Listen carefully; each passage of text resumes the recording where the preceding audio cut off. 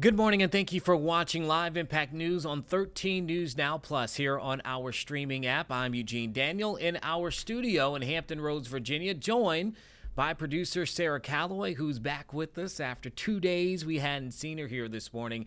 And boy, what a 2 days it has been to kick off this week. We are now entering into the 5th day of the conflict between the U.S., Israel, and Iran. Right now, there are a few things happening live. We are monitoring a hearing now in the House with DHS Secretary Kristi Noem. If you remember, we brought to you live yesterday when she was grilled by senators. Well, today she's going to receive questions from members of the House. Also in the House, but this with the House Oversight Committee, we're also monitoring the moments in which Minnesota Governor Tim Walz and the state's Attorney General Keith Ellison answer questions about fraud in the state of Minnesota, as has been a huge story out there in that Democratic-led state over the last several months to a year. Now, there are several other things going on at the moment, too, that we are watching. I can tell you that Governor Abigail Spanberger is in Hampton right now. She's speaking with local leaders there as a part of her tour that she is going to various locations on an education tour. She's going to get a tour of some of the facilities there in Hampton, and then she'll be speaking momentarily. We're opting not this morning to start off with our forecast, but I can tell you, just listening from our meteorologist, if you're in Hampton Roads, you're in for quite the treat. Later on this afternoon, those temperatures finally expected to get up into the 60s. But let's go ahead and do this right now, Sarah, as we are waiting for a few other things to get started. Let's go for a little bit into this hearing that is taking place in Washington, D.C. Governor Walz, again, and Attorney General Keith Ellison being grilled this morning by members of the House Oversight Committee on some of the fraud issues that they've experienced in that state. Mr. Lynch, is to get very public, upfront commitments from these folks. While I disagree with Mr. Holman's views on many things, he's at least professional enough that he pulled the leash back and pulled these folks out of Minnesota after, again, misrepresenting the number of people they were detaining, misrepresenting before he got there exactly what Minnesota did. And I'm just going to name it on accountability. The Secretary of DHS, being chastised by Republican senators, added insult to injury to Minnesota, pouring salt in the wounds of the parents of Alex Preddy and Renee Good's family by not even apologizing or acknowledging. And if you want accountability, for one of the times, as far as I know, the attorneys know better, we are not being included in the investigation. And the actions that were taken of a gentleman who was shot in the leg was the night that Kristi Noem called me a domestic terrorist and said that this gentleman was attacking federal agents. Well, now we know the story. They lied. They are now under investigation, they being the federal agents. So look, I'm with you. I want your help on fraud. Why would I not want money to go to the programs I care deeply about, feeding people, clothing people, housing people? But what ICE did disrupted everything that we were doing. It disrupted our federal partners. And it forced our law enforcement agencies, who have worked hard to gain the public trust, to have the public believe in them. So my advice to you is, and especially when the world's coming to see this, let Boston's finest lead. Let the people of Massachusetts lead. Let the 10th Amendment stand for something and allow us to be able to do this. The people of Minnesota will hold us accountable if they don't feel we're doing a good enough job. But to demonize and retribution against a state, in the words of the president, in the words of the vice president, have done nothing. So, Mr. Lynch, the world should be looking forward to coming, but I would get it up front, and I would make sure that Boston's police department are in the lead. Thank you. Attorney General Ellison, we need coordination between law enforcement agencies. This is a big job. What are your views on that likelihood of cooperation from ICE? Well, I hope you get the cooperation that you need.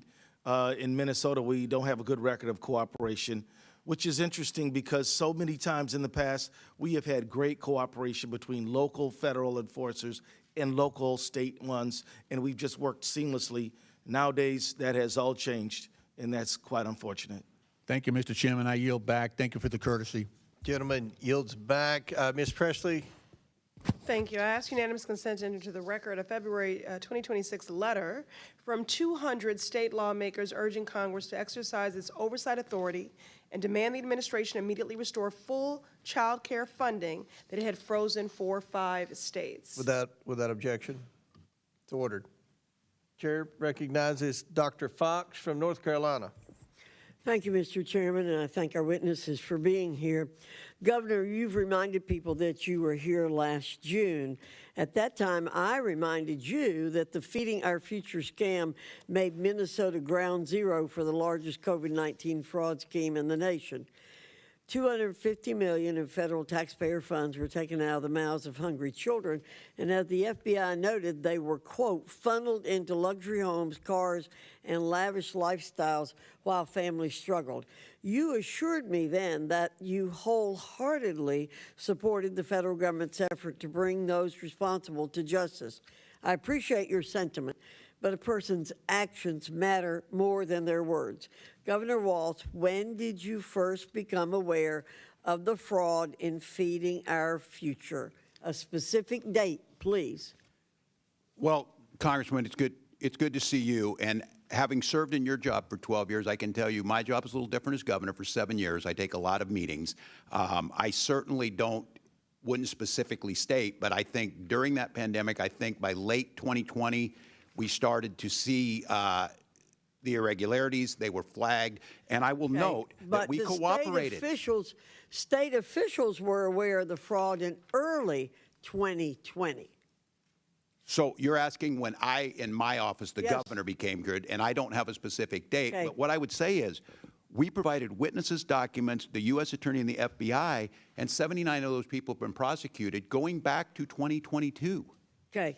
Well, when I was chair of the Committee on Education and Workforce, I issued you a subpoena in September 2024 because you and your administration were not forthcoming about how your administration, quote, failed to identify what has been described as the largest pandemic fraud in the nation, end quote. In September 2024, you were aware of the Feeding Our Future fraud and your administration's handling of it, correct? Yes or no? 2024? Yes, by that time we had already put people in jail Okay. and had extensively investigated. This committee has testimony that the Minnesota Department of Education briefed your office about the Feeding Our Future's draft lawsuit and litigation hold on April 28, 2020. Let me jog your memory. Is that correct? I can't speak specifically to that. And Okay. if it's It was April 2020. That means Feeding Our Future received a total of over $200 million in federal funds after you and your administration knew about the fraud concerns. Why didn't you stop sending money to Feeding Our Future as soon as the fraud concerns were raised? Congressman, is following the program, we notified USGA under the Trump administration's first term. We had notified them, too, because it's a program administered out of USDA, and they were working to work through the process. Eventually, didn't you say you were fearful of political retaliation? No, from I never the said any FOF such founder? thing. I never said any such thing. Well, that's what we understood. You were afraid of political retaliation. So, given the size and scope of the Feeding Our Future's fraud, I think you and your administration would have been on high alert looking for additional fraud in the state. But after seeing the handling of Feeding Our Futures and its $250 million in fraud, it came as no surprise to learn that even more staggering amounts of fraud, estimated at up to $9 billion, were uncovered in the Child Care Assistance Program, the Minnesota Medicaid program, and other programs. How could you allow such massive fraud schemes in your state to get to this point? Congresswoman, we don't see anything by 9 million. Local press and everyone reports it about 300 million. But as I've said, if it's $1, it's too much. But we started in 2019 putting anti-fraud programs forward. After Feeding Our Future, we started going through and making sure every program had the integrity in it that it needed. And that's why you see convictions. That's why you see these programs Why did it going forward. take nearly 7 years for you to get engaged to stop the fraud? 7 years. We started in 2019, Congresswoman. It may be a surprise. If you arrest someone for stealing a car, other people are still going to try and steal cars. What we've tried to do is bring program integrity. But I'll go back to this. We're not going to shut down programs that have things that are going well in it, and we need to find that proper balance. And I've acknowledged that every year we're putting things in place. And Inspector Governor General, Governor Waltz, you did not do your job. You did not do your job. You did not protect taxpayer dollars. You allowed massive fraud. You and Mr. Ellison allowed massive fraud to go on in the state of Minnesota. And it is unfortunate, as somebody said, that you can't be held personally responsible at this stage of the game. I yield back, Mr. Chairman. Gentlelady yields back. Chair now recognizes Mr. Krishnamurti from Illinois. Thank you, Mr. Chair. Governor Wallace, you've seen firsthand the brutal excessive force used by ICE and CBP agents in Minnesota. Unfortunately, we saw the same tactics employed in Chicago during Operation Midway Blitz. I want to turn now to ICE and CBP's horrific pattern of abuse. Secretary Noem went to our cities ostensibly under the guise of arresting, quote, the worst of the worst. But in Illinois, less than 3% of those arrested during Operation Midway Blitz had criminal histories. In Minnesota, the vast majority of those detained had never been in trouble with the law, correct? I believe that's correct, Congressman. There were also more than 170 cases this year where ICE and CBP detained U.S. citizens. U.S. citizens should never be detained by ICE, correct? That is correct. According I would to hope we all could agree on that. Well, I hope so too. According to the Chicago Sun-Times, federal agents have pepper sprayed children, including this 1-year-old baby in Chicago. And children should never be pepper sprayed, right? I would hope we could all agree on that too. They should not. And according to The Independent, CBP agents dragged a 67-year-old U.S. citizen out of his car, breaking his ribs and causing internal bleeding. No person should be subjected to that kind of treatment, right? They should not, Congressman. Attorney General Ellison, let me turn to another topic. In President Trump's second term, ICE has become America's highest funded federal law enforcement agency with a budget of more than $85 billion. If ICE were an army, this budget would make it the 13th largest army in the world. Let's look at where that money has gone. Last year, DHS spent $172 million on 2 private luxury jets for Secretary Noem. Okay, that's a good time for us to transition here because as they are talking about DHS Secretary Noem, you're seeing some of the criticisms of her that were also stated yesterday in the Senate, not just by Democrats, but also by Republicans, and looking at some of the things that took place in states like Minnesota from ICE agents and the activity there. The secretary yesterday saying there are still about 600 members of ICE there, but far less than the thousands that were there during that operation. But also she received criticisms and questions about spending and some of the contracts under the Department of Homeland Security. We even heard from Republican Senator Tom Tillis, who went very, very aggressively at the secretary, even as far as saying that he was at one point considering calling for her resignation. Very strong comments that he made yesterday in terms of how she's handled some of the investigations by DHS. But I did want to bring something up too, because you heard there Governor Waltz being grilled there by a member of the House on the Feeding Our Future fraud. Like, that's a big part of what this is about, right? More than $250 million were found to be fraudulently stolen through this program connected to COVID dollars. And what I will tell you is this: there have been many people who have been charged and convicted dating back. I just pulled up the Department of Justice website here on my computer, dating back to September of 2022, when it first announced that there were 47 people who had been charged in that $250 million fraud scheme.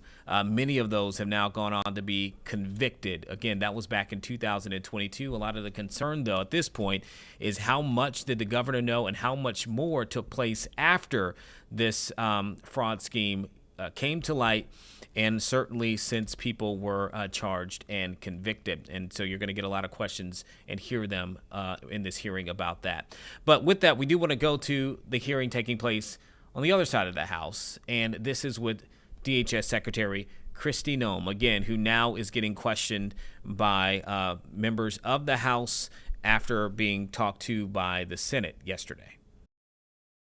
Sense thing in Denver, sanctuary jurisdiction. They give the federal government the finger and they release them to the streets. Release them to the streets. It's right here on the form. Denver Sheriff Department ICE notification being released to the streets on 2/28/2025. And here's what's interesting. This guy, they knew how bad he was because while he was in the Denver Justice Center, they have on the form, he's been violent to staff, keep him separate from all other inmates. So he's so dangerous, staff can't be around him, other inmates can't be around him, but they're going to release him to the streets instead of turning him over to ICE. Again, dumbest policy I have ever heard, but that is what the left now fully embraces. Let me give you a more recent example. Marvin Morales Ortiz. This is just next door, Fairfax County, Virginia. Detainer is sent, but the Fairfield County Justice Center says we will not honor the detainer. They tell him that on September 14th, 2025. They release Mr. Ortiz on December 18th, 2025. The next day, he kills an American. Next day, he kills an individual, murders someone. That is what happens in sanctuary jurisdiction. That is why tomorrow help is on the way, because we're going to mark up legislation that will deal with this. And I think I believe it will pass our committee. I believe it will pass the House. We'll get it to this. I want this to become law. I think most people with common sense want it to become law. The Shutdown Sanctuary Policies Acts, which will give the people, one thing in our bill that we're going to have in the bill tomorrow too, be in the legislation, it will give the people behind you where that scenario is played out, your loved one has been harmed by someone who should have been turned over to ICE but was released. It'll give you a private right of action for these angel families. Private right of action where you can go after the government who engaged in that stupid behavior. So, Secretary, I want to thank you for your work. I want to thank you for being willing to come today and answer our questions. And with that, I will yield to the gentleman from Maryland, the ranking member, for his opening comments. Well, thank you kindly, Mr. Chairman, and welcome, Secretary Noem. We're glad to meet you, even though it's been 13 months since you took office and more than 5 weeks since 2 American citizens were shot dead in Minneapolis. Renee Good was a 37-year-old poet, about 20 years younger than you are now, and like you, both a devout Christian and the mother of 3. She was on her way home from school drop-off when she encountered an ICE operation, and one of your agents shot her dead, shot her 3 times. She bled out in the driver's seat of her car after your agents refused to let a doctor or EMTs approach her. You expressed no sympathy for her family and no regret for her killing by an ICE agent. You ran a smear campaign against Renee Good. You called her a domestic terrorist.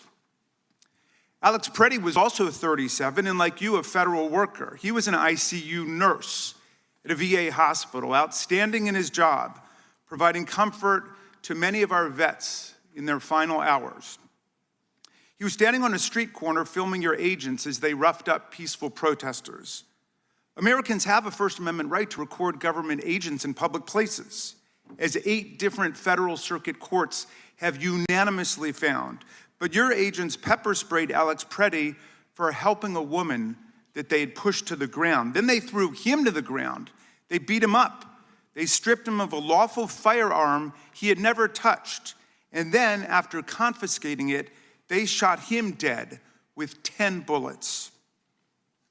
Before his body was even cold, you launched a smear campaign against him, using the same language, asserting without evidence that Alex Preddy had committed a, quote, act of domestic terrorism and intended to kill law enforcement.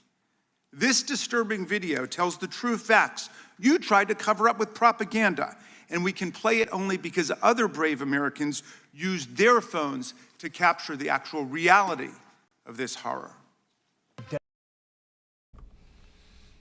Okay, so you can see there the questioning that we're already starting to get there of DHS Secretary Kristi Noem. Here's what we're going to do right now. We're going to switch gears just for a little bit. We're going to go to the Senate, where on the Senate floor right now, we're seeing Senate Majority Leader John Thune, who is speaking. This as the Senate is prepared today to vote on a war powers resolution that has been really pushed by Virginia Senator Tim Kaine, a Democrat here in the Commonwealth, who wants for lawmakers to vote on whether or not they will be able to limit President Trump's ability to attack Iran in this current conflict that we are seeing. So again, he's been calling for this resolution to be voted upon. We do believe that that will happen today. So here is the Senate Majority Leader John Thune.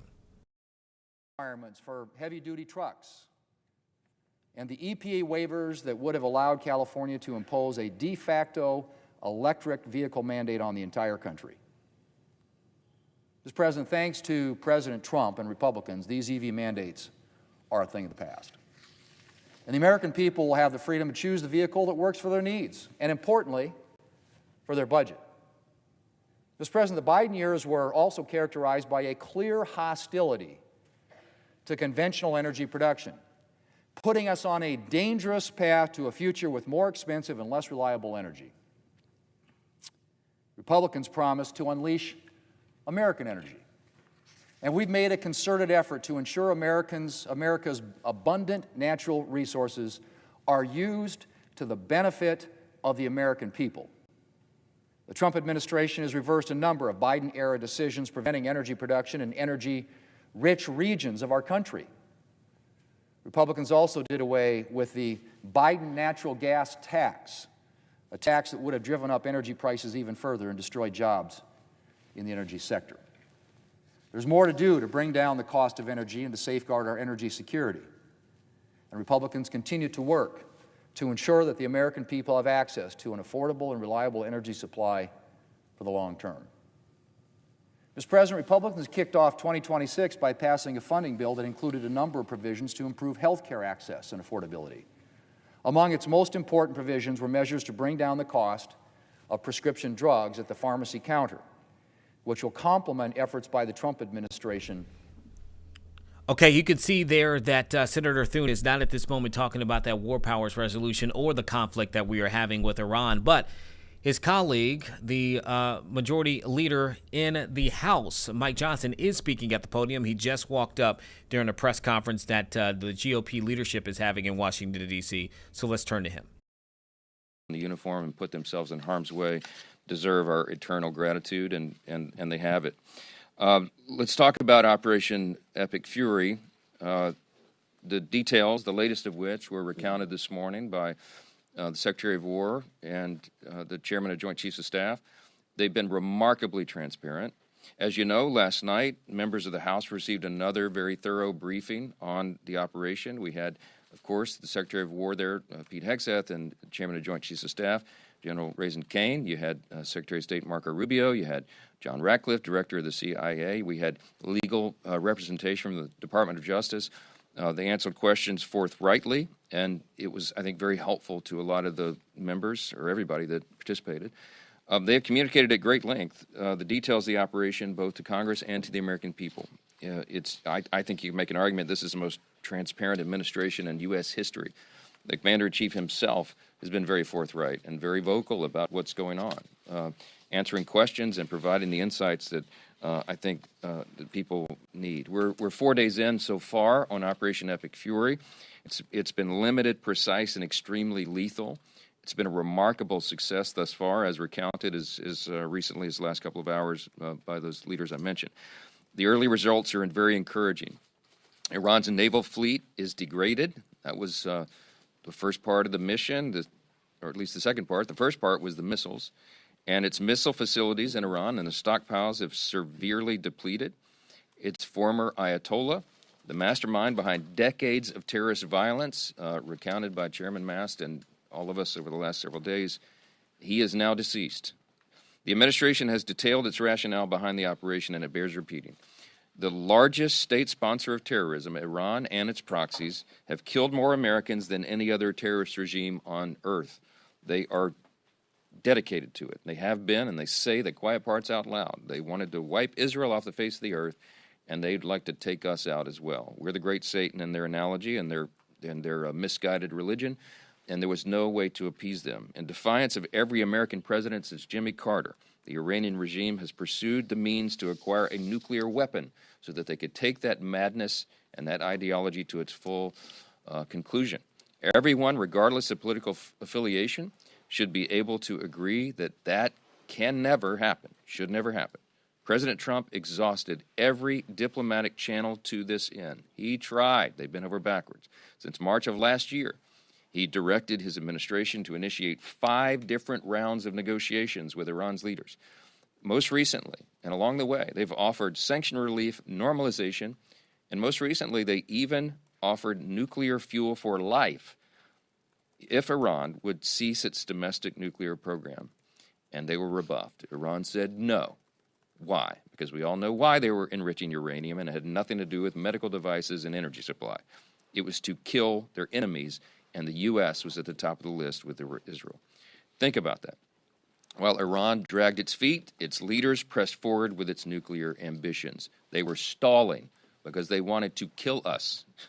They continued to advance their conventional missile systems at a speed and a scale that greatly outpaced our regional allies' ability to respond. That is what made it imminent.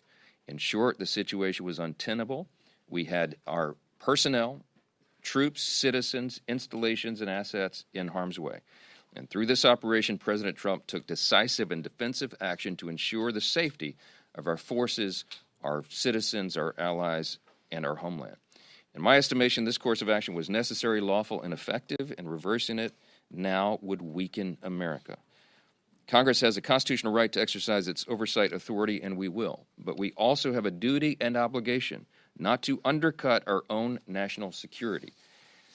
One last note, there's a misconception that Operation Epic Fury is in any way a diversion from Republican demands for peace. It's the opposite. Peace is not secured through appeasement, and it's certainly not secured by airdropping billions of dollars on terrorist regimes, which is what previous Democrat administrations have done. Peace is secured through strength. That is the principle that our party has stood for my entire life, and on principle before that, articulated the idea of peace through strength. That's what this administration is demonstrating, and that is why America is the last great superpower on the planet, and all freedom-loving people around the world are grateful to God for that. Let's talk about DHS. It's been mentioned this morning. If we're being wise, now is the time to be vigilant at home and to ensure that all of our doors are locked, so to speak. Obviously, everyone understands that it's a heightened threat environment. Global tensions are high, threats are constantly evolving, and America's adversaries are watching for any sign of weakness on our part. We cannot show them that. And yet, all this is happening. We have Democrats running around here playing political games in Congress. It's infuriating. They've shut down the very agency that is responsible for securing the homeland. The Democrats have shut down the agency responsible for keeping Americans safe. Unbelievably. They've already instructed their members to block funding. They sent out a whip notice to tell House Democrats, to instruct them, to give them the order to vote down Homeland Security funding. That's a bipartisan consensus bill that had already been prepared by the House.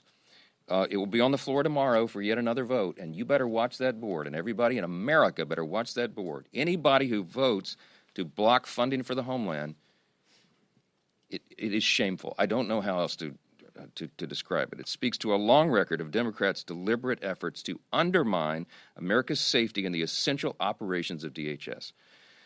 We all remember that under Joe Biden, Democrats opened wide our nation's border for 4 catastrophic years. They allowed hundreds on the terrorist watch list to cross our border illegally, and unwittingly they released 2.2 million known gotaways into the interior. We have no idea where so many of those people are. These are individuals who entered our country illegally. They were detected by law enforcement, and they evaded capture. We don't know where they are. We don't know what they're doing or what they're plotting. And we pray that we can find them and apprehend them. Keep your head on a swivel. CBP figures show that the number of Iranian nationals, entering our country illegally rose precipitously under Joe Biden's open borders policy. During that period, at least 1,500 Iranians crossed the U.S. border illegally, and over 700 were released into the country. Now, the 1,500 number is not an accurate assessment because we frankly have no idea because they weren't even keeping track of so many of the people coming across who evaded capture and evaded notice because the border was wide open. So we don't know. We don't know how many dangerous people are here, how many Iranians who believed in that ideology of the Ayatollah who now is buried. Think about that. Over 1,500 Iranian nationals traveled multiple oceans to enter the U.S., not through legal ports of entry, but unlawfully at our border. It's just a small sample of the mess we inherited from Democrats with their radical ideology and the mess that President Trump and Republicans are working in earnest to clean up so we can save American lives and protect the homeland. And now we have, look, DHS is not just ICE and CBP, okay? It's so many agencies responsible for keeping us safe. You're talking about the Coast Guard, you're talking about FEMA, our cybersecurity infrastructure, our counterterrorism coordination. All of that is at stake right now, and the Democrats are going to vote tomorrow not to fund those operations. Just think of that. Massive mission-critical functions, especially right now. And the military action in Iran makes it all more urgent and crucial to have a fully funded, fully staffed DHS across all its departments. They cannot argue otherwise. It's madness. As members of this body, our first and most basic duty is to ensure the safety of American citizens. Maybe that's why they sat through that line at the State of the Union. They're more interested in protecting illegal aliens. They see that as their first responsibility. There's no other way to explain this. If they ever want to correct the impression that their party prioritizes the welfare of illegal aliens over the Okay, you were listening there to House Speaker Mike Johnson. We're going around back and forth between different things as we're hopscotching today. A lot of things happening live. So right now we see Senator Chuck Schumer, who is speaking, the minority leader there in the Senate. Let's hear from him. Quote, we are accelerating, not decelerating. Hegseth said more bombers and more fighters are arriving just today. What is Hegseth talking about? Are we putting boots on the ground? Are we depleting our strategic munition reserves? Is there a time limit or limit to our engagement in Iran? We have no clue, because Hegseth is more interested in sound bites than explanations. And Hegseth said, quote, death and destruction from the sky all day long, unquote. This is not how an intelligent, prudent, sober-minded military leader speaks. Just the contrast between the serious tone of General Kane, who spoke next to Hegseth, and that of Hegseth, who was almost gleeful about going to war, is stark. What Hegseth said this morning is embarrassing and childish. So to anyone around here who thinks we're not at war, listen to Hegseth's press conference. It's little more than microwaved cable news drivel. But what he is saying loud and clear is this: we're at war, and this administration is signaling more escalation ahead. This is insanity. Americans just spent the last 2 decades fighting and dying in the Middle East, and Pete Hegseth says we're back for more. How many parents watch their kids ship off and fight and die in Iraq and Afghanistan? How many sleepless nights did families have over the last 20 years worried about their loved ones? How many headlines did we watch over the decades of troops getting shot down, of convoys being attacked, of wounded soldiers returning home forever scarred by the horrors of war? How many billions of dollars were wasted? How much anguish and suffering and grief did America endure? And now Pete Hegseth says he'd be happy that we're going to do it all over again. He says this new war is just getting started. This is madness, and we don't even know what the administration's plan is. I just sat yesterday with my Senate colleagues for an all-senators briefing. And let me show you how much clarity we got out of that briefing. Zero. Even after the briefing, we walked away with zero clarity about what Donald Trump's goal in Iran is. After my briefing this week and Hegseth's press conference this morning, it is clear they are widening the war in Iran. And I fear now more than ever that we are going to put boots on the ground. And that's precisely what the American people fear. We still don't know how long we'll be there. We still don't know what Donald Trump is even trying to accomplish. This is not how you conduct foreign policy. This is not how you conduct defense policy. And the fault for the chaos is entirely with Donald Trump. Trump is manic. Whatever pops into his head, he says immediately. He picks one plan one day, then he picks the total opposite the other. He doesn't think it through. He doesn't check the facts. And nobody around him has the guts to stand up to him and tell him, Mr. President, you're wrong. He is surrounded by yes men. This is dangerous. Just yesterday, as Trump launches America into a war with Iran, he goes ahead and slams and critiques Zelensky and calls him a name, the P.T. Barnum of Ukraine. This is insane. Donald Trump is manic, blasting one of America's friends as they fight for survival and are beginning to make gains against Russian forces. Insane. And certainly not how you conduct foreign policy. Well, Mr. President, now this body, here in the Senate, we have a chance to say enough to Donald Trump's military insanity. Today, the Senate will vote to discharge a bipartisan resolution led by Senators Kaine, Schiff, Paul, and myself to put a halt to military activity in Iran without congressional approval. The resolution is the Senate Republicans' chance to put pressure on Donald Trump's manic decision to drag us into war.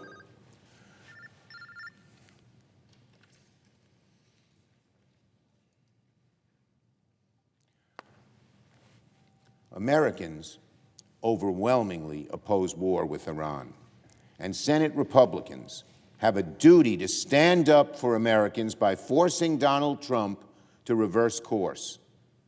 Today, every senator, every single one, will pick a side.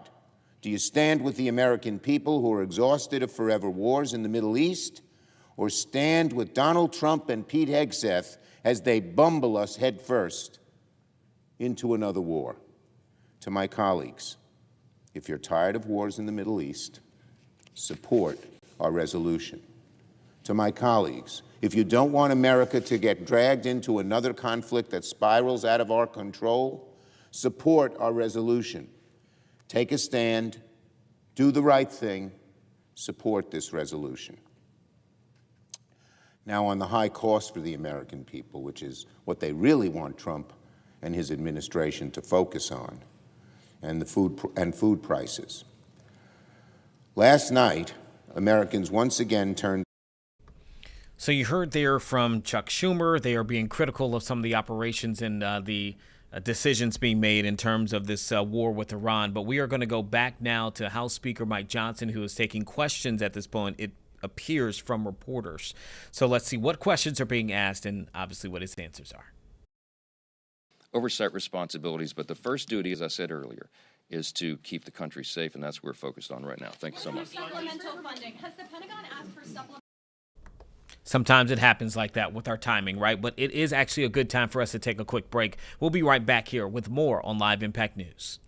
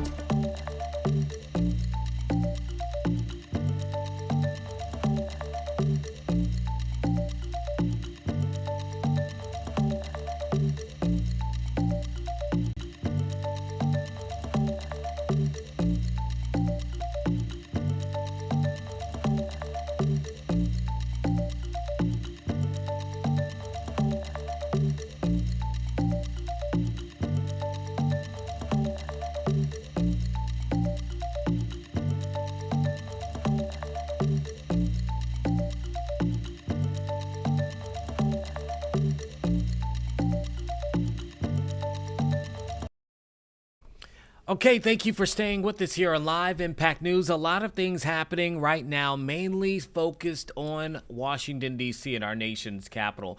We're following a few live hearings that are taking place in the moment, and we are monitoring the moments where we expect for the Senate to take up a vote on a war powers resolution on whether or not they would limit what the president can do moving forward in the conflict with Iran. That's a live look there of the Senate floor. Again, we are expecting for a vote to take place sometime this morning. We've already heard from Senate Majority Leader John Thune and from Senate Minority Leader Chuck Schumer. We expect to hear from others here throughout this morning.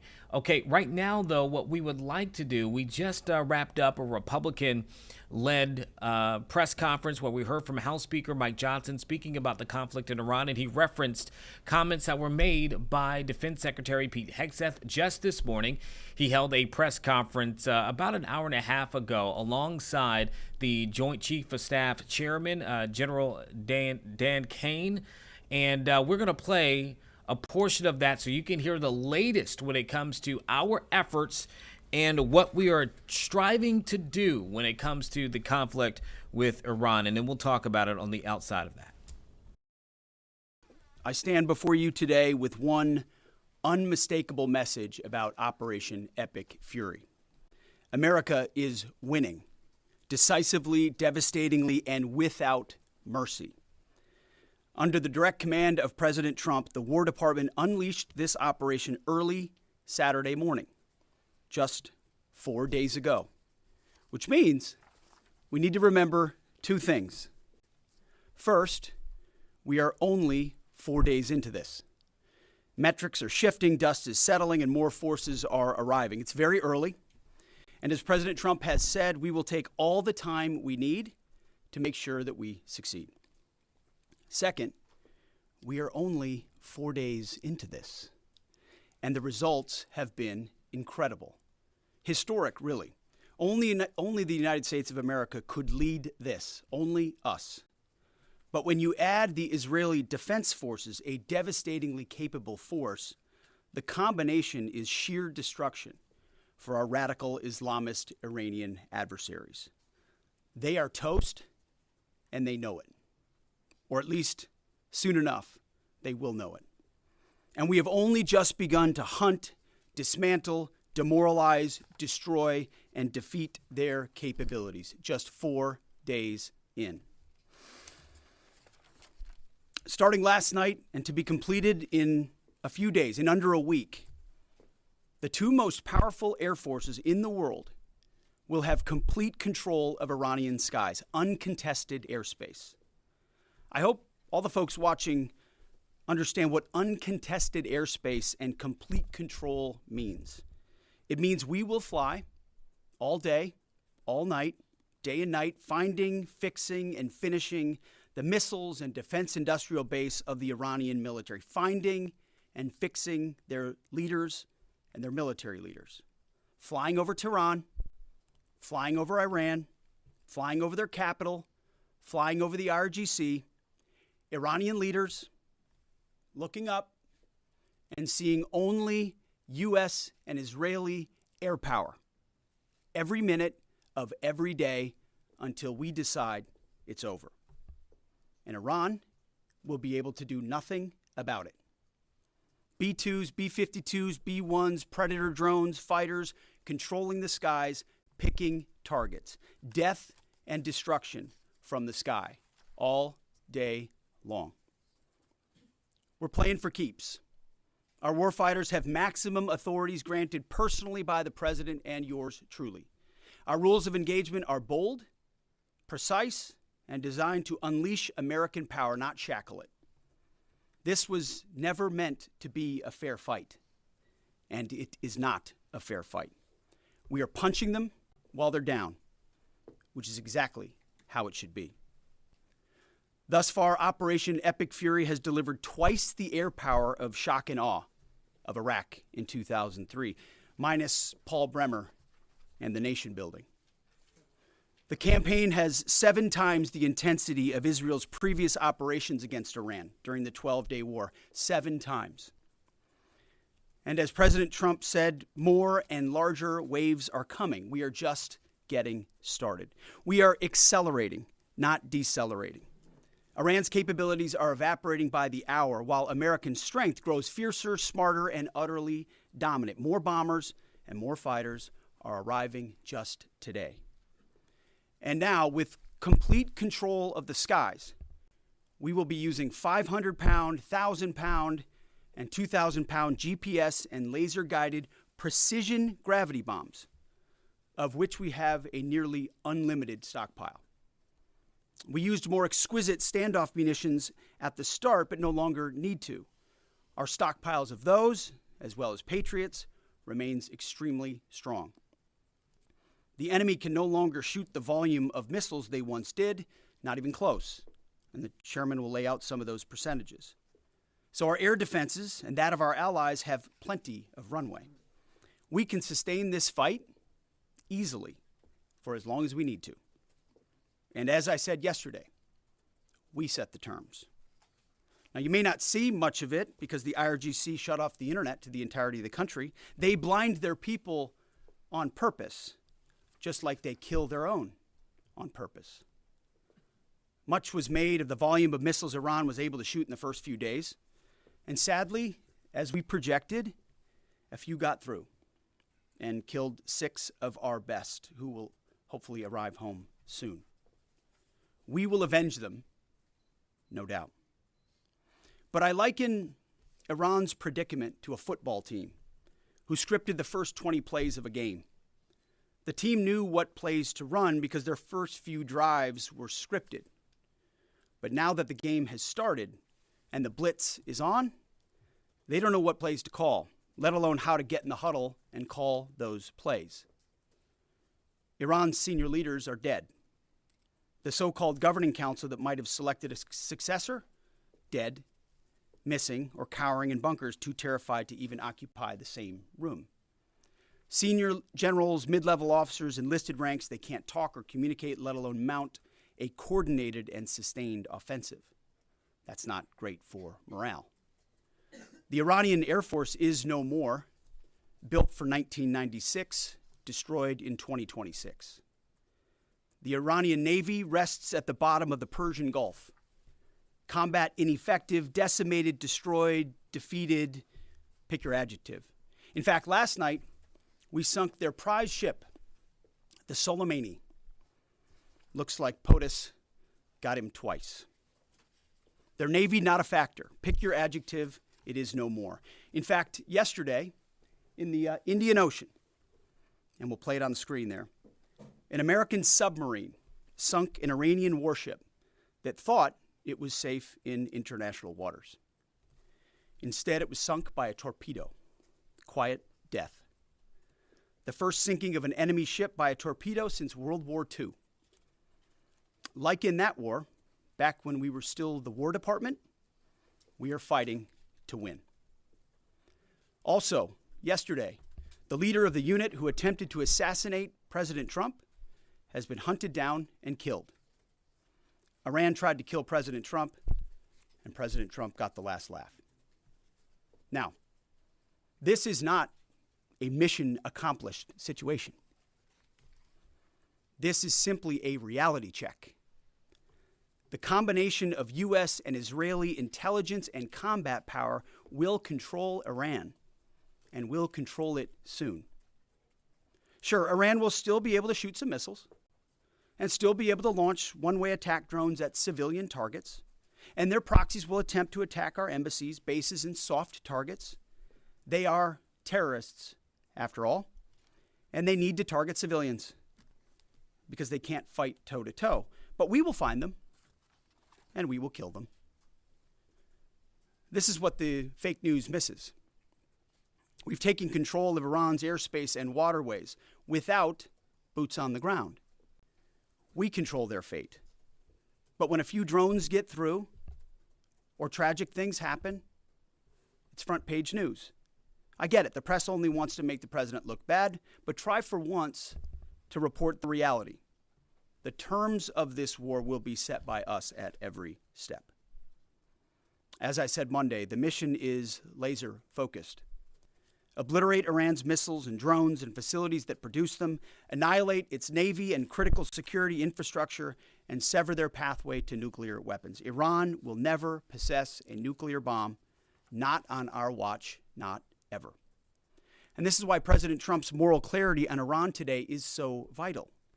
Unlike the past, where vague red lines and endless negotiations let Iran fund terror and inch ever so slightly toward a bomb, this president sees the threat plainly and acts decisively. No more half measures, especially when Iran is at its weakest. No more letting Tehran play for time while our people pay the price. His leadership ensures that we finish what we start and that we protect our warfighters by crushing the enemy before they can strike again. Our offensive operations, refined through months of relentless preparation, are unstoppable. And our defensive efforts are unprecedented. We have from the start put the protection of our troops ahead of everything else. Before we very publicly built up offensive combat power, we quietly ensured that our defensive posture and power was in place. And as we built up offensive combat power, we moved the vast majority of American troops, over 90% of Americans that were on our bases, what we say off the X, out of the range of Iranian fire. Our defensive shield is equally formidable, the most sophisticated air and missile defense network ever fielded. Thousands of Iranian missiles and drones have been intercepted and vaporized. Tens of thousands of American and allied lives protected. We have pushed every counter-UAS system possible forward, sparing no expense or capability. And like I said, this does not mean we can stop everything, but we ensured that the maximum possible defense and maximum possible force protection was set up before we went on offense. In closing, as President Trump told German Chancellor Merz yesterday, Iran negotiated in bad faith, stalling, scheming, and preparing to strike. And we acted decisively to defend our people, our interests, and our allies. President Trump took bold action, putting America first, the kind of bold action that the American people elected him to execute. To our steadfast partner, Israel, your mission is being executed with unmatched skill and iron determination. Fighting shoulder to shoulder with such a capable ally is a true force multiplier and a breath of fresh air. We salute your courage and your contribution. 4 days in, we have only just begun to fight. America fights to win, and in Operation Epic Fury, we are. May God's providence cover and protect our troops always. And with that, I turn it over to the chairman. Thank you, Mr. Secretary, and good morning, everyone. Thank you for being here. I'm here today to provide the American people and those of you in this room an update on Operation Epic Fury. First, it's with profound sadness and gratitude that I share the names of 4 of our 6 fallen heroes, all from the 103rd Sustainment Command, U.S. Army Reserves out of Des Moines, Iowa. Captain Cody Cork, Sergeant First Class Noah Tegens, Sergeant First Class Nicole Amore, and Sergeant Declan Cody. To the families of our fallen, we grieve with you today, and we look forward to welcoming your family members home at Dover in the coming days. Out of respect for the other families, we'll withhold the release of their names until next of kin notification is complete. And either myself or Admiral Cooper will release those names as soon as we can ensure that all of those families have been properly notified. To our Gold Star families, to our wounded warriors and their loved ones, we will never forget your sacrifice. Our nation stands with you, and we are eternally grateful for your courage, your resiliency, your devotion to this mission and to our nation. As the Secretary said, we're 4 days in, 103 hours into this campaign. The operation was again launched with clear military objectives designed to dismantle Iran's ability to project power outside of its borders, both today and in the future. First, we are targeting and eliminating Iran's ballistic missile systems to prevent them from threatening the U.S. Forces, partners, and interests in the region. Second, we are destroying the Iranian Navy, degrading its capacity, capability, and ability to conduct operations, not just in the Central Command AOR, but as the Secretary showed in the video, around the world.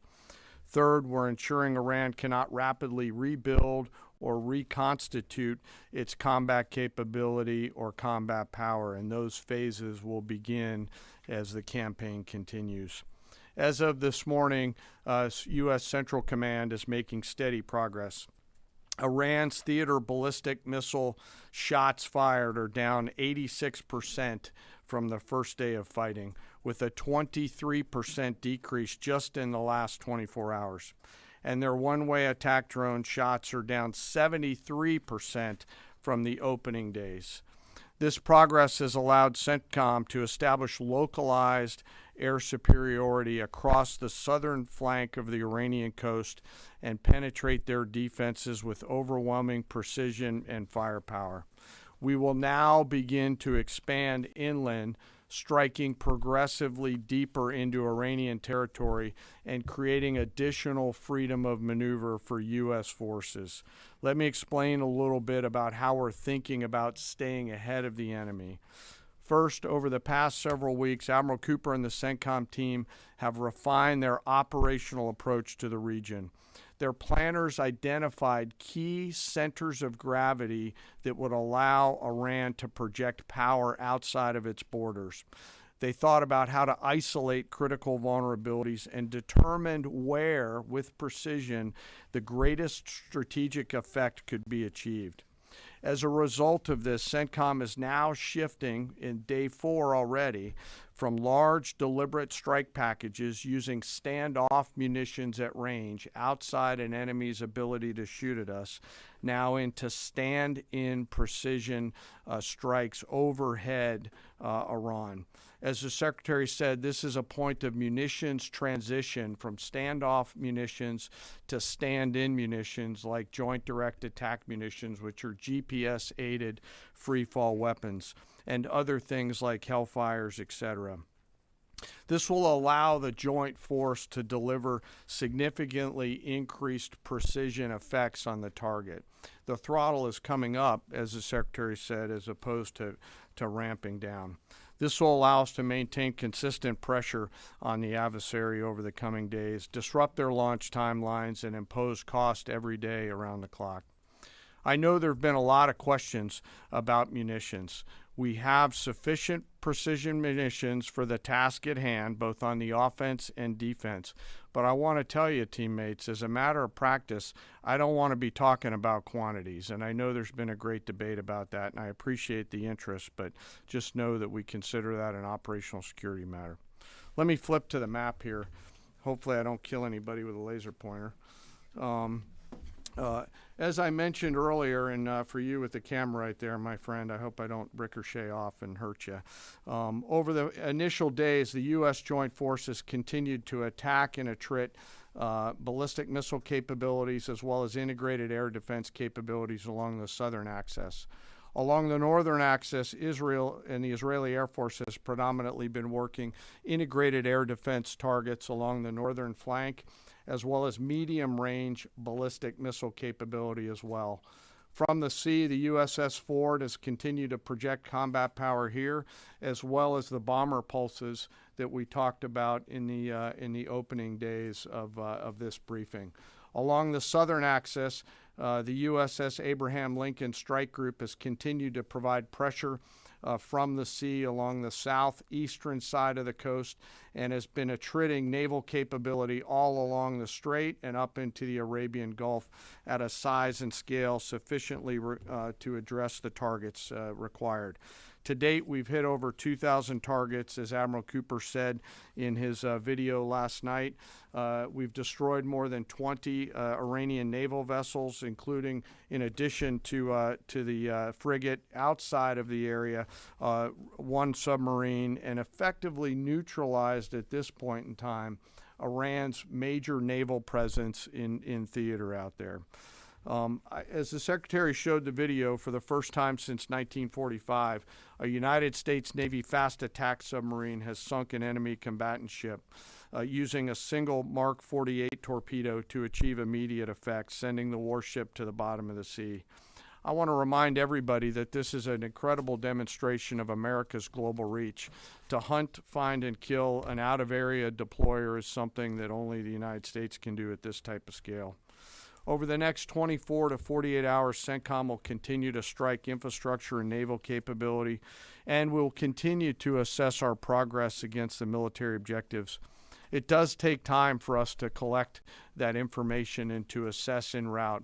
Much of our intelligence, surveillance, and reconnaissance capability is currently hunting and killing ballistic missile launchers and one-way attack capability. We're precise in that assessment, and we call balls and strikes in that assessment. We take that matter seriously.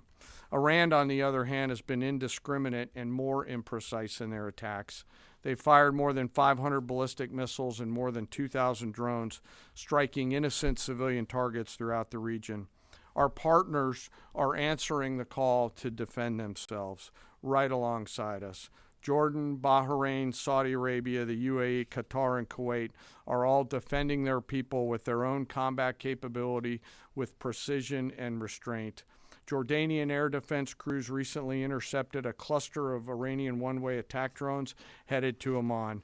Bahrain's air defense forces shot down an inbound drone approaching Manama's maritime infrastructure, protecting both their population and critical shipping lanes. Saudi Patriot batteries stopped a salvo of ballistic missiles aimed at energy facilities near Dhahran. The UAE neutralized multiple drones targeting Abu Dhabi's industrial zone, demonstrating speed and precision. And Qatari fighters for the first time have shot down 2 Iranian bombers that were en route to their location. Together, these nations are helping to defend themselves and project power as required against the enemy. We're 100 hours in. It's still very early, as the Secretary said, but the balance is shifting. We've always got to remember that these operations are complex, dangerous, and far from over.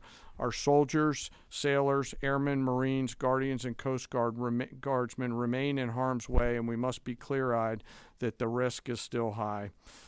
This is combat. Let us never forget this. As we continue, I ask that we hold all of our deployed teammates in our thoughts, those standing the watch, flying the sorties, sustaining the fight, and carrying our nation's burden. And I'll stop where I started, and that's remembering our 6 fallen who will return home as soon as possible. I remain humbled, grateful, inspired by every day the valor and professionalism of our joint force. They are quiet professionals through and through, out there doing America's work through the day and through the darkness. And with that, I'll take your questions along with the Secretary. Okay, you just heard there from Defense Secretary Pete Hegseth, and also the chairman of the Joint Chiefs of Staff, General Kane there. Some things that kind of point out that I heard in there, a lot of stuff that they gave, but one, Pete Hegseth saying there that the terms of this war will be set by us. We're only 4 days in and only beginning in this fight. Again, there's no timetable outside of, we've heard from the president say 4 weeks, but Hegseth keeps saying we're not giving a specific timetable on all of this. When it comes to the general, he gave 3 specific outlying things that they are trying to do. 1, they want to take out Iran's missile system. They also want to go and take out their Navy abilities and capabilities. And 3, making sure that they cannot rebuild their efforts to attack after that, wanting to dismantle Iran's ability to project force. All right, so they're going to be shifting some of their approaches here, according to the general there, that CENTCOM is already starting to move into the next phase of their war strategy at this point, and over 2,000 targets we know have been hit at this time. So a lot of details that were come out of that. You saw the map as well that the general kind of outlaid where they've been attacking to this point and what they plan to do moving forward. He also identified 4 of those 6 U.S. Service members who have died, them coming out of Iowa there as well. We do need to take a quick break here, so we'll do that, and we'll be right back with more here on Live Impact News.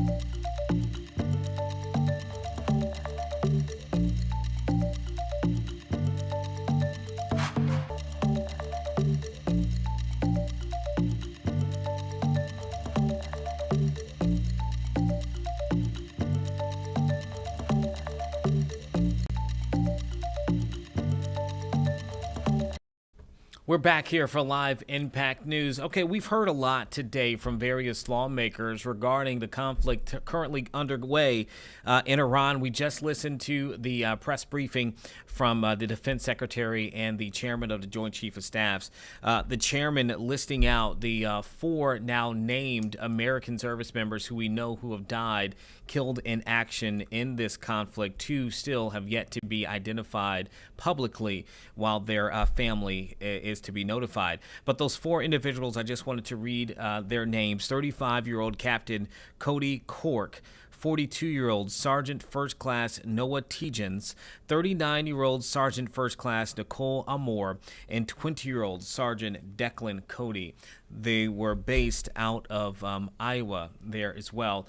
Obviously, the condolences shared by our leaders here, our military leaders, and again, we're still awaiting for the identification of the 2 others who have been named deceased by the Pentagon at this point.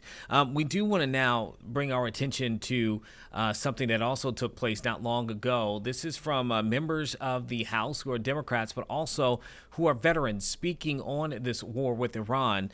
They shared their thoughts and their concerns and questions there in Washington, D.C. not long ago. So we'll go ahead and play moments from that press conference this morning. To be talking about, it's now the second time we've had our group of Democratic veterans stand and speak out against another war initiated in just the first year of the Trump administration. But that is certainly part of all of our duty on behalf of our constituents, and especially those serving in uniform right now in harm's way. So I'm going to kick us off, but I particularly wanted to ask our colleague, Representative Thompson from California, to start, and so I'll hand it to him. Pat, thank you very much. Thanks for organizing this, and thank you for asking me to join. I'm Mike Thompson from California's 4th Congressional District, and I served in combat in Vietnam with the 173rd Airborne Brigade. And I'm here with my colleagues, who I'm very proud to stand with. And every one of us know a couple of things. We know that war's hell, and we also know that combat's worse. We also know that Congress declares war, not the President of the United States. I left the briefing yesterday evening, and I had more questions than when I got there. It was pretty clear there's not an adequate plan. There's most certainly not congressional authorization, and the justification is ever changing. We've heard 3 or 4 different justifications for why this is taking place. And we all know that the Iran regime is bad. It's terrible. It is absolutely terrible. But still, you need Congress in order to declare war. Congress did not participate in this. The American people and the Congress need to know the proper information, the proper reasoning, the proper justification, and there has been no honest answer to those questions. I'm here to say I'm a yes vote on the War Powers Act, and I'm a very strong no on any more forever wars. And I'm going to turn it over to Jason. Next. You mind if I particularly wanted to ask Representative Thompson to go for 2 reasons. One, he is the only veteran among us and one of only 2 in the Congress that served in combat in Vietnam. And 2, and he didn't say this because he's a humble guy, in his beginning of his service in Congress, he voted against sending myself and many up here to war in Iraq. And so we see history, if not repeating, certainly rhyming, and I think it's why, for me anyway, and I think a bunch of us, it is especially important, and we take very seriously and solemnly the duty to ask the hard questions that weren't asked before a lot of us were sent and before a lot of us lost our brothers and sisters in arms. And I just want to say briefly on my end, I love this country. I love the United States of America to the point that, like everybody here, I signed up to serve and risk my life, and then I lost brothers and sisters who had that same love for country and love for each other. And I've been thinking a lot in the last 3 or 4 days since this war was declared, and let's be clear, this is a war, despite rhetoric from the administration and confusion otherwise. What is the best way to honor the individuals whose names I still wear on this bracelet that I lost in combat? And to me, it's to speak out. It's to say another generation should not go fight in an open-ended, ill-conceived, regime change war in the Middle East. And to be very clear what tomorrow's vote is, it is not a procedural or administrative vote. It's not theoretical. And yes, it is about war powers, and that's what it's called, but it's really a vote.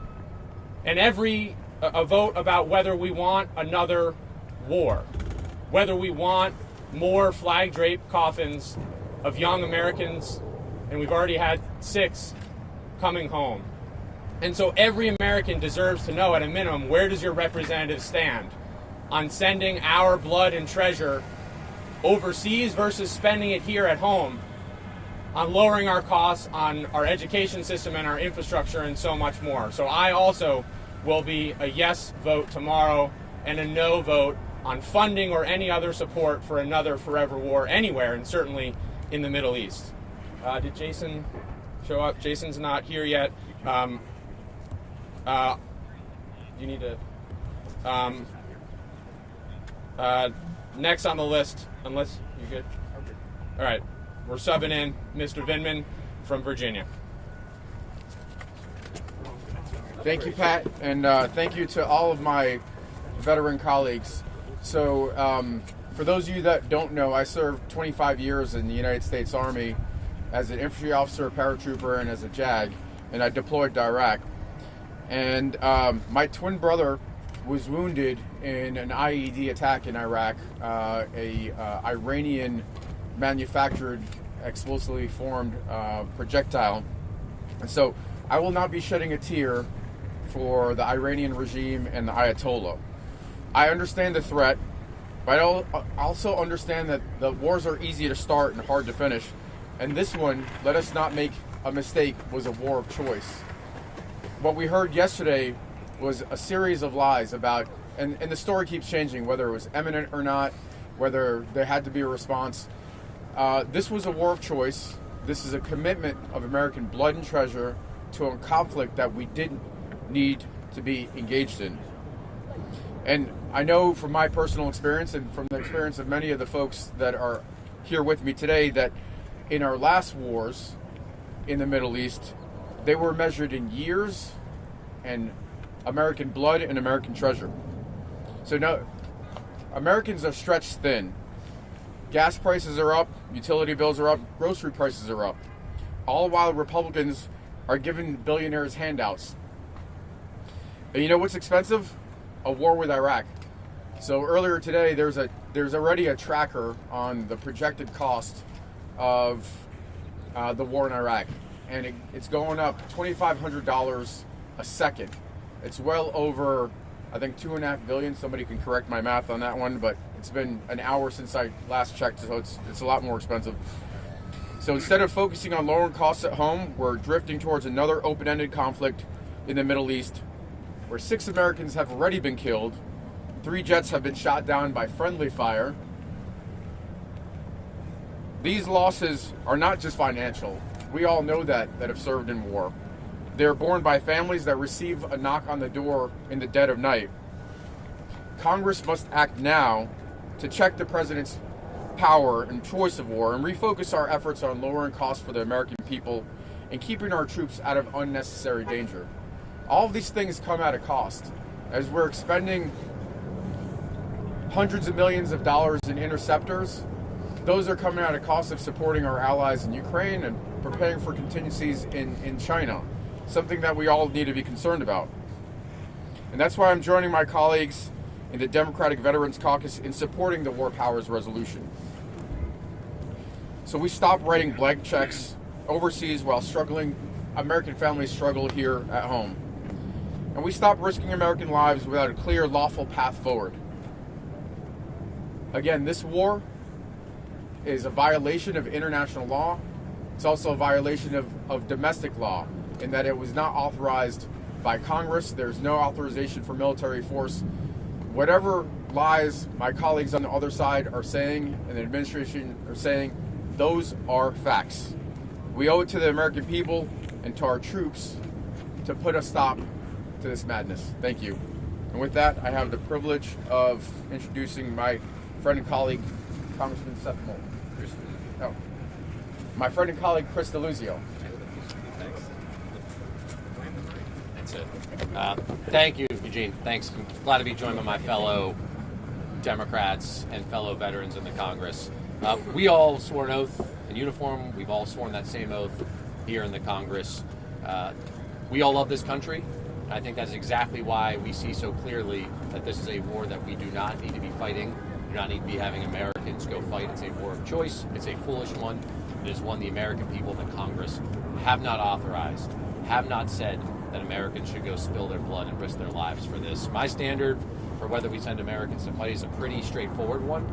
I think it's one that makes a lot of sense. Can you look the American people in the eye, people of fighting age, and say this is something you should be willing to risk your life and die for? And what I see out of the Republicans and this president, they haven't even tried. And if they were to try, the American people would say no, because they understand this is not a war that we have to fight. Our generation of veterans, so many will bear the cost for as long as they are alive of the last Middle East regime change wars, the forever wars that so many of us served in. Those too, especially Iraq, justified by lies. And what are we seeing? Billions of dollars spent, 6 Americans dead, more wounded. This administration has no problem finding billions of dollars to go fight a war the American people didn't authorize, while taking health care away from people, while taking away food stamps, while taking a sledgehammer to the VA that we will have to fight them to fund when these folks become veterans and come back home, who need health care and benefits that they've earned. That's who these folks are. So we're saying, no, let's pass this war powers resolution. And before we get into some legal argument, and by the way, this is a war, we get into a legal argument about the war powers resolution. What did Pete Hegseth today say? He called this war because of course it is. So they can have their legal arguments they're wrong. They can have the facts on the ground, which is this is a war. A war the American people do not want, a war that we are going to try to stop. That's what our Constitution requires. That's what our oath requires. Okay, I'm proud to introduce my friend from the Commonwealth of Massachusetts, Seth Moulton.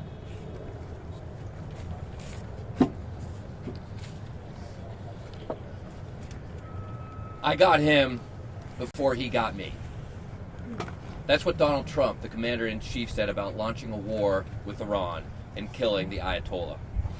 Nothing about protecting America, nothing about our allies, nothing about a strategy or an end goal, nothing about the 6 Americans already dead. Just all about himself.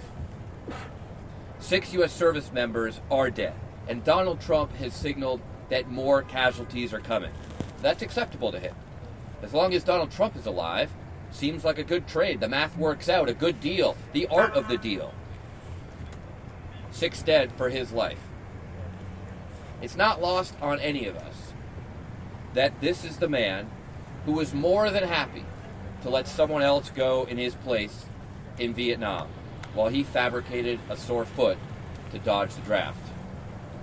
The man who said troops are suckers for signing up and losers for getting killed, and made fun of John McCain for getting captured. It's a good deal to settle his personal vendetta, he seems to think, for 6 young Americans. This isn't a war for America. This is Trump's war for Trump. And every service member deserves a commander-in-chief who gives a damn about them, not just himself. You don't respect the troops, Mr. President, and you never have. Now I'm pleased to introduce my friend and colleague from California, Gil Cisneros. Thank you, Seth. I am Congressman Gil Cisneros. I represent the 31st District in California. And like many Americans, I woke up on Saturday morning to the news that we are at war with Iran. The news came from the same president that campaigned on no more wars, the same one who bombed Venezuela just 2 months ago. But despite what he may think, Donald Trump does not have the ability to declare war. Only Congress does. As a Navy veteran, a current member of Congress, and former Undersecretary of Defense at the Pentagon, I know that is not the way that things are to be done. I've heard nothing from this administration that justifies engaging in conflict in the Middle East. Nothing. Our military is not Trump's private army. Our national security and the safety of our service members overseas are not tools for the president to call on when he's in the mood for a conflict. These are real lives on the line. As a result of this unprecedented and unauthorized war, we have 6 service members who have lost their lives, families whose lives are now altered forever. My thoughts go out to these families and loved ones of the service members that we have lost. We cannot allow their ultimate sacrifice to be taken for granted. We need to hear directly from the president about his plan to prevent another aimless and endless war. We need to hear about the details that prompted this illegal attack on Saturday. Okay, like I said, we were listening there to House Democrats who are also veterans talking about this conflict between the U.S. and Iran. And as we speak, we are seeing the senators on the Senate floor right now still expecting to vote today, we believe, on a War Powers Resolution Act, which, if passed, would allow for them to be able to dictate what the president can do in terms of this particular war or conflict with Iran. This is the second time within a calendar year that this has happened. We know that Virginia Senator Tim Kaine has previously brought forth this effort to the Senate, and now this appears to be another chance for that. You heard from one of those lawmakers say that he would be supportive of a War Powers Resolution Act. So moments ago, we were able to hear from Virginia's governor, Abigail Spanberger. I told you at the top of this stream that she was visiting a Bethel High School in Hampton today as a part of a tour that she is making here across the Commonwealth. She is looking over what they do there within that particular school in Hampton City Schools. But we were also able to catch up with her and ask her some questions along with other reporters who were there at this event. And of the topics that were discussed is this conflict, this war with Iran. So let's listen to what she had to say and some of the other topics that were asked of her. Again, this was just moments ago.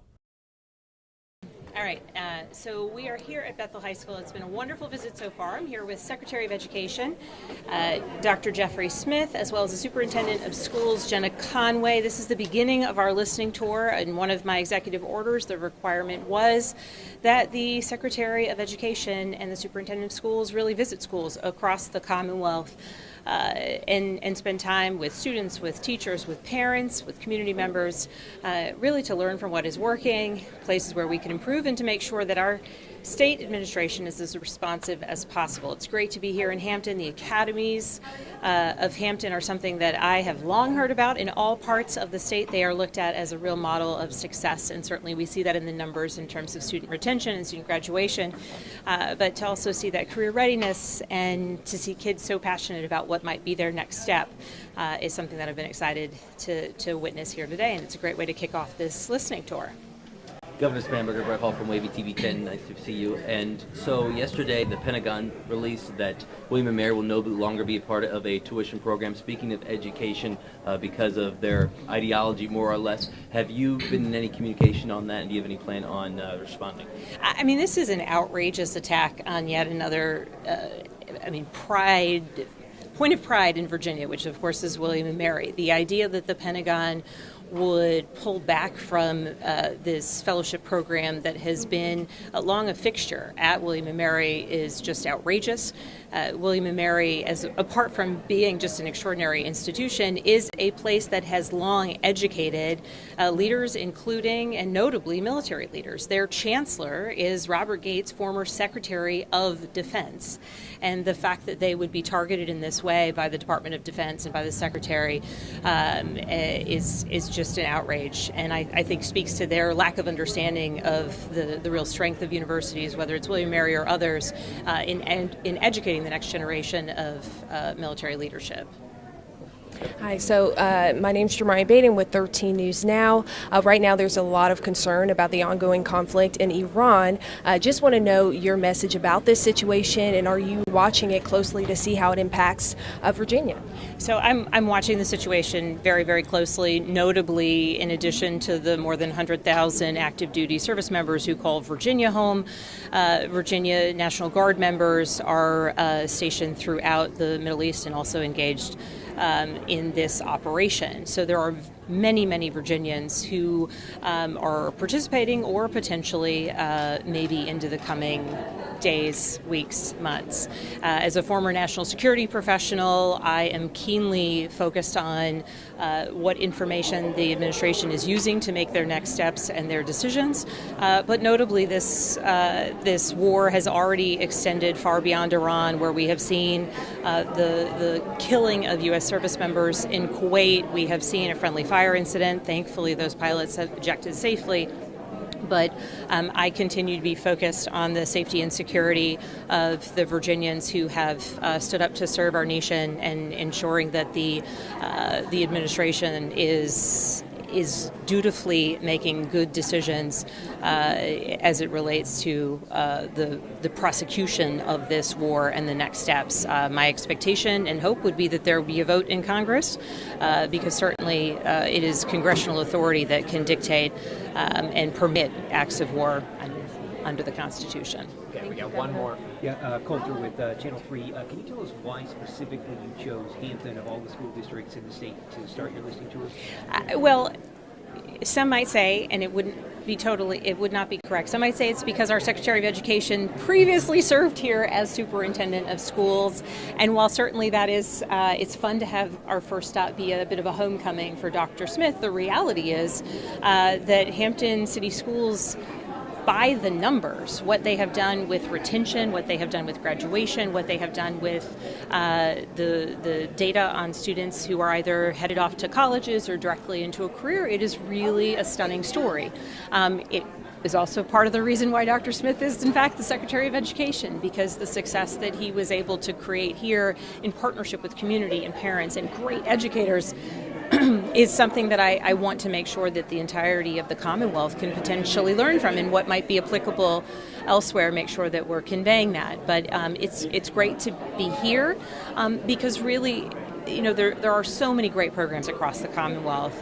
But what I think is really special about what has happened here at Hampton is the great programs are available and required of every student to participate. And so while many communities have great programs that some students opt into, I think the model of having something literally for everyone is something that I wanted to learn more about and hear from the students in terms of what they think of that model.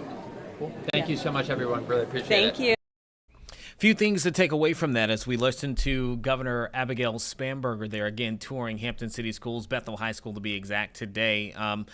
She mentioned that she's closely monitoring the situation that is happening with Iran. Obviously, that would make sense, as she said, here in Virginia, particularly here in Hampton Roads, such a large population of our people here within our region are either in or connected to the military. Obviously, the largest military, the largest naval base that we have in the world here, right here in Norfolk. But also, she mentioned news that just broke yesterday as well when it comes to the Pentagon getting rid of some fellowships with certain schools across the nation, saying that their ideologies do not match with what the current administration is choosing to do, saying it is woke and weak. And of those is William & Mary that will now lose this fellowship in partnership with the Pentagon starting in the 2026-2027 school year. And just looking at the paperwork right now released by the Pentagon, currently the number of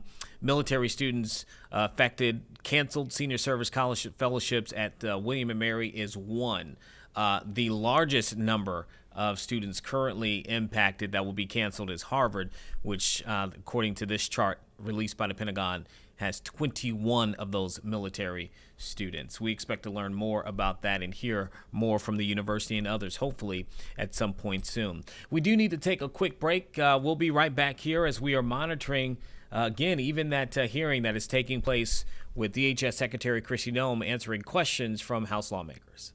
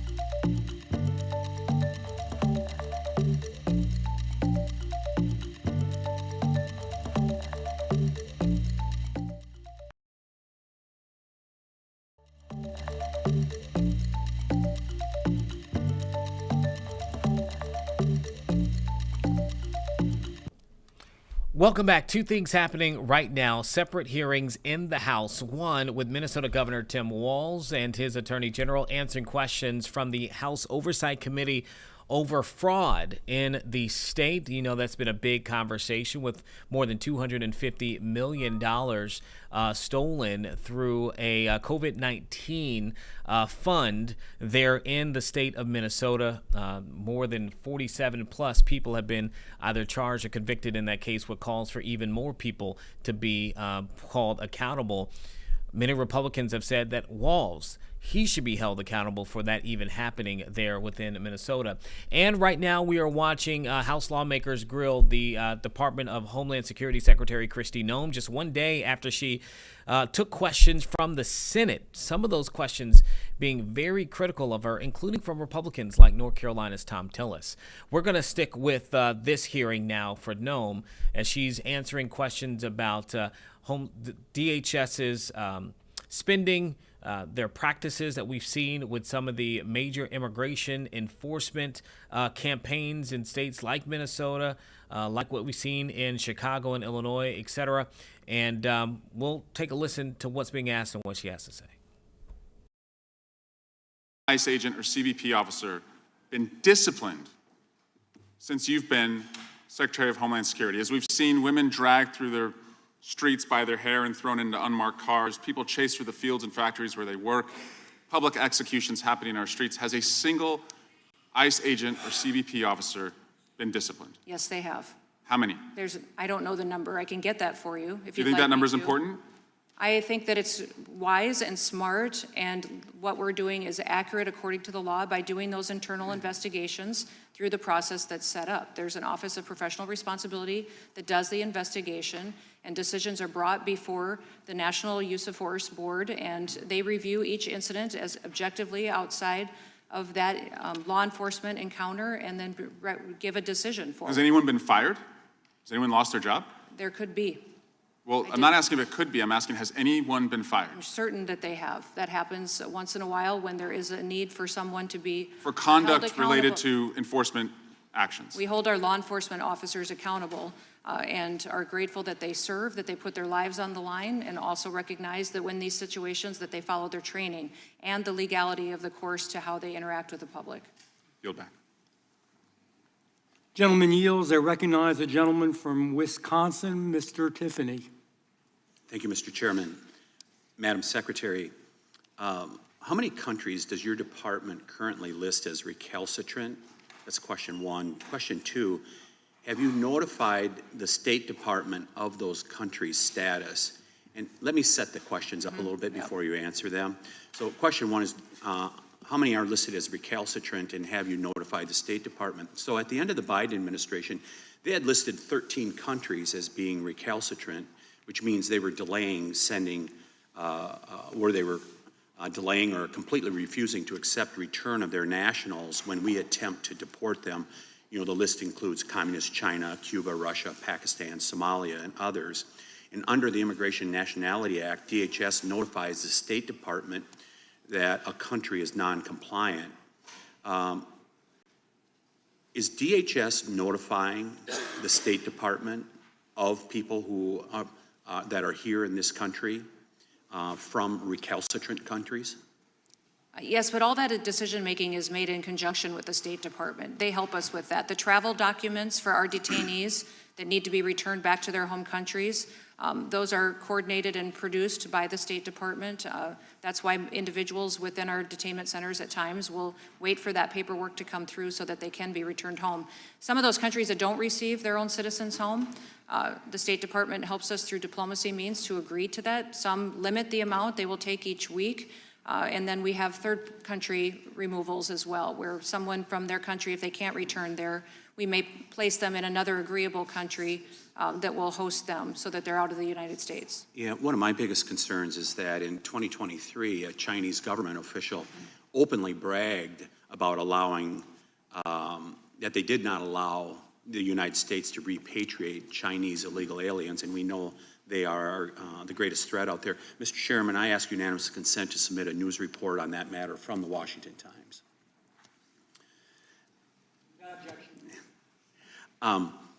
So, do you know, are we still issuing visas to Chinese nationals, given their long time and unapologetic refusal to cooperate with our deportation efforts? It doesn't seem like China's changed their, the way they're doing business. Are we still issuing visas to Chinese nationals? I believe that we are, but I can get an answer back to you. If you would, that would really be appreciated. Before the Biden administration left office, they put out a rule that was built upon the Obama administration's Guam Commonwealth of Northern Mariana Islands visa waiver program, and essentially allowed Chinese nationals to be able to sidestep the visa process that we have and gain entry into the Mariana Islands with no visa. And myself and Senator Scott have introduced a bill in reference to this. And as a result, after the Obama years, or actually during and after the Obama years, you saw this explosion of birth tourism, where actually Chinese mothers were having more children on the CNMI Islands than United States residents. And I think that's really a big national security, public safety, and immigration fraud concern. And I sent a letter to your agency back in February, and we have not received an answer. Can we get an answer to that? Yes, absolutely. In fact, I just met with the governor there, and we talked about them wanting that back, and them, but me recognizing that they needed to come in compliance with some of those security concerns first. So yes. Do you know, are Chinese nationals still being admitted on the CNMI, sidestepping the normal visa process? I don't believe they're sidestepping the visa process. They do come as tourists, I believe, and that's one of the things that they would like to have is address some of their tourism industry and how it's been struggling because we've been so strict about what happens there in regards to Chinese nationalists. Do you believe that birth tourism, like I referenced earlier, that we saw this explosion during the Obama years, do you think that has been brought to heel under this administration? I do. Yeah, if you could provide some information in regards to that, that would really be appreciated. I would just ask one final question. Are you actively, we've seen the immigration fraud, right? Mm-hmm. And my district runs right up to the Twin Cities in western Wisconsin, as well as across America. Are you actively rooting out the Department of Homeland Security, that immigration fraud that is going on? Because I can tell you my constituents are very concerned, like when we see with the truckers. Mm-hmm. I mean, I-94, as you're well aware, 20 miles from Minneapolis leading into western Wisconsin. They're very concerned about this. Are you guys dealing with this immigration fraud? Yes, we are. We are, and we've already,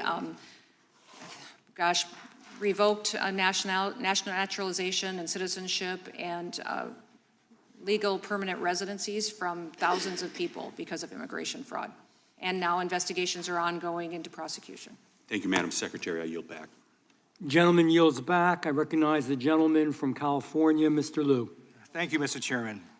Thank you, Secretary Noem, for being here today. I served on active duty in the United States Air Force. I agree with you that we must have strong borders and that undocumented immigrants with final removal orders or committed violent crimes should be deported. Now, the reason the overwhelming majority of Americans have turned against you is because you have engaged in corruption, strayed from your mission, and abused your power. Masked, anonymous federal agents have killed 3 Americans. Federal agents are illegally conducting surveillance of Americans exercising their First and Second Amendment rights, and your agents are arresting people who should not be arrested. I'm now going to show you a slide of Liam Ramos. This is a picture of your agents detaining Liam in Minnesota. He's wearing a blue bunny hat. Let me ask you, did Liam commit a crime? Liam was not detained. His father was, and his father abandoned him. And when they went to try to return Liam to his mother, she wouldn't come out of the house and get him either. So therefore, Liam's father chose to take Liam with him.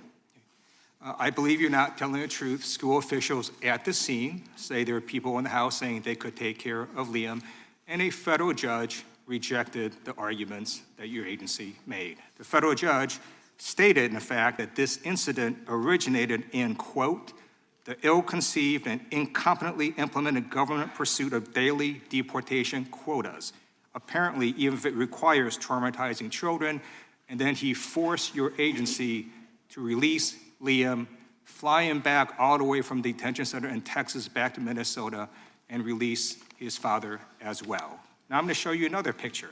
It's of Amalia, who is a toddler that ICE also detained. Let me ask you, did Amalia commit a crime? No, she did not. She is with her family. Right. And the reason she's with her family is because she almost died in ICE detention until folks brought a lawsuit forcing the release of Amalia. Now, you may wonder, well, why is ICE going after children? And it's because study after study shows that immigrants, both documented and undocumented, commit less crimes than native-born Americans. So I'm going to put up this slide from NPR. It actually describes also a study that in Texas, immigrants committed less than 37% of crimes compared to native-born Americans. And this has now resulted in your agents having to go after people such as children who should not be detained. So now I'm going to show you a video from New Jersey where 4th and 5th graders are running away from ICE agents.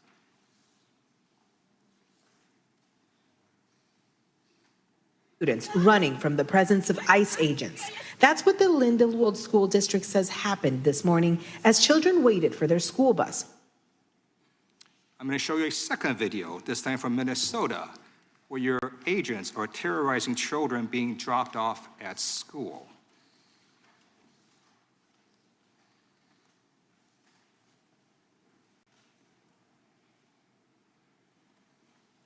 People are trying to get their kids to school, and you're out here threatening and terrorizing people. So, Secretary Noem, will you commit to stopping ICE from doing operations at or near school bus stops, school drop-off locations, and school campuses? Our ICE officers do targeted enforcement operations, and they follow the same protocols that other law enforcement do, and having those interdictions happen not in public places. That they do it to where a situation in someone is more isolated and alone so that it can protect any people that would be around at that point in time. So those clips that you show are not the full encounters of how those folks were evading law enforcement interdiction and ended up near that school. Those law enforcement officers did not target that school or conduct their operation near there. The evolving situation on the ground would have been helpful to have local law enforcement backup on the scene to help secure locations, and these individuals and law enforcement officers follow the same enforcement techniques, use of force techniques, thank you. I'm going to reclaim my time. that others do. I just showed you a video with ICE officers at a school drop-off location. So your refusal to commit to stopping these operations at or near schools and drop-off locations is why you're failing. So I'm going to show you this video that encapsulates why you are failing. For my entire life, but sorry. It's all right. I watched 4th and 5th grade kids run away from our own government. I never want to see that again. And I'm not going to stand by and watch my neighbors run away scared. That's not Camden County, that's not New Jersey, and it's not the United States. I love the United States, I love New Jersey, I love Camden County, I love Lindenwold too. But that's not what, we are. It's not who we are. It is not who we are. I yield back. Gentleman yields back. Madam Secretary, if you need a break at any time, just Okay. have your team let us know, and we'll be happy to do that. We do have a couple who Yeah. got to run, so we're going to try to get a few more in if that works. You bet, Okay. absolutely. Let's go. We'll go with the gentleman from North Carolina. Mr. Nas, recognized for 5 minutes. Thank you, Mr. Chairman. Madam Secretary, thank you for being here. I'm pleased with the results we've discussed. To the Angel families, I'm going to apologize for my colleagues. They issue crocodile tears, they issue fake sympathy, and then they continue to defend the open border policies that enable preventable crimes that brought you here today. I'm ashamed. I'm ashamed that they are still continuing to defend illegal immigration and act like it is not a mortal wound to this country. Your country failed you, and I'm sorry. Madam Secretary, very quickly, does illegal immigration help or hurt the quality of health care for Americans? It hurts the quality of health care. Does it help or hurt the quality of public education? It hurts the quality of public education. Public safety? It hurts public safety. What about the quality of social safety nets? Yes. Does it help or hurt? It hurts. It diverts the resources away from American citizens who need the service of those programs. Does it help or hurt local law enforcement? It hurts them, stretches their resources too thin. What about the availability of housing? It's driven up housing costs. What about the cost of insurance? Insurance is higher. What about wages for American workers? They steal wages out of pockets. In fact, one of the most compelling stories, if he could ever get the chance to tell it, is Marcus's. He was a truck driver for years. When he worked for that company, he was paid 70 cents a mile. He said now they pay their drivers 40 to 45 cents a mile because they're all illegal aliens. Does it help or hurt American children? It hurts American children. What about low-income families? Does it help or hurt Americans who are on the lower spectrum of the income table? Yeah, it hurts them. And most of our public housing and assistance, many of them were filled with illegal immigrants instead of families who really needed the help. And the number that I find most staggering as a federal law enforcement officer that is neglected over and over and over again is since the year 2000, 1.3 million Americans have lost their lives because of drug overdoses. Nobody talks about that cost. Yes, Americans are involved, but that does not happen without open borders and illegal immigration. That's an incalculable cost. Lost families, lost creativity, lost culture. Talk about a blight on our country's future. Losing 1.3 million Americans in 26 years. And rather than condemn this blight, elected Democrats, activist judges, activist bureaucrats, rather than assisting you in getting illegal immigrants out of the country, rather than just simply saying, if you're here illegally, leave. Okay, we are out of time here for Live Impact News. Thank you so much for joining us here. Remember, you can always download our app, 13 News Now Plus. You can get this stream and so much other content that's exclusive for the streaming app there. You can download it for Roku, Amazon Fire, and for Apple TV. Up next, you'll have 13 News Now at noon with Ashley Smith, and we'll be back here tomorrow at 10.